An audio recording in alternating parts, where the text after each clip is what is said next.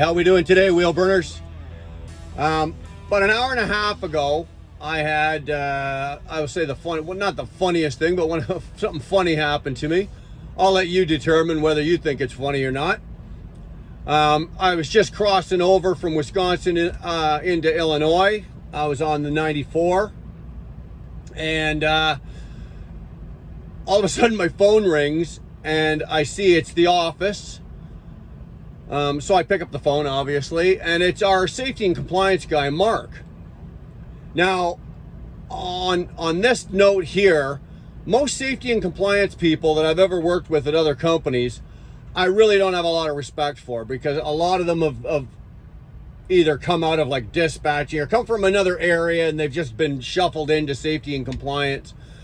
In this case here, Mark is in safety and compliance, and he's the safety and compliance manager, but he's also a 25 plus year driver. He came out of the truck and he went into safety and compliance.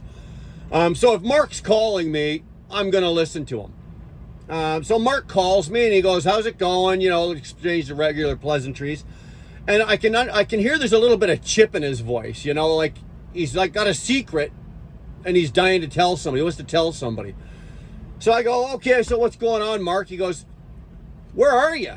And I says, "Well, I'm on the 94, just come out of Wisconsin, just crossed South Beloit, into Illinois." He goes, "Yeah, I know." I'm like, "Okay." He goes, "I just got off the phone with some codger who says that you cut him off, didn't put your signal on, and you cut him off. And he's right there. This just happened." So of course I'm looking in my mirrors, looking around, going, "Okay, this is not." And then I realized, it was like, wait a minute here. For fuel economy, I run this truck at 61 miles an hour, and I've had the cruise control on for about 3 hours. I've not kicked the cruise off. So this old guy says that I passed him and then cut him off, and I didn't put my signal on.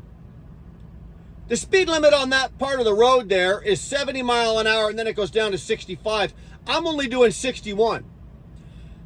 Who did I cut off? I didn't pass anybody. I've been in that right lane what felt like about a week, but for a few hours. And I've had the tunes on. I'm talking to Dar on the phone. But other than that, I mean, like, there's nothing going on. So I said to Mark, I started to get, well, wait a minute. And he goes, relax. They've got real-time schematics. Like, he's sitting in his office while he's talking to me, looking at the computer, and it's showing him exactly what my truck is doing. He knows exactly that my cruise control is engaged. I'm doing 61 miles an hour. He knows the road I'm on, the direction I'm going. He probably knows there's a seagull that just flew over my head. Whatever. He's also got access to the dash cam, so he has the time frame and everything in there. But what I'm getting at here is that at 61 miles an hour, unless he was driving his John Deere across a field and I decided to go off-roading, I'm not passing anybody. This is just a four-wheeler with nothing to do. Decided, you know what? I'm just going to race some shit here. And that's what he did. He phoned the office. And Mark didn't really take it too seriously. But he thought he'd phone me because it would give me a giggle. And it did for a second, because I realized, you know, at the speed that I'm doing and the direction I'm going, there's no way I cut off anybody. I wasn't passing anybody. I haven't moved out of my lane. So it's just one of those things that, you know, that we deal with out here as truck drivers, that, you know, you're going to get the odd guy or girl that just got nothing better to do with their lives. They want something to bitch about, and they're going to use us as targets. And this is a case of that. I have no issue, you know, if I can get hold of the dash cam footage, I'll be happy to grab it, but I probably won't be able to. But anyways, this is just one of those goofy things that happens to you while you're driving down the road, listening to Buddy Guy and talking to your wife on the phone. So there you have it. Just a stupid, goofy thing. Anyway, if you're watching this and, you know, you've got stuff like this that's happened to you, leave me a comment. Let me know what happened to you. Let me know where you were, what happened to you, and what the result was.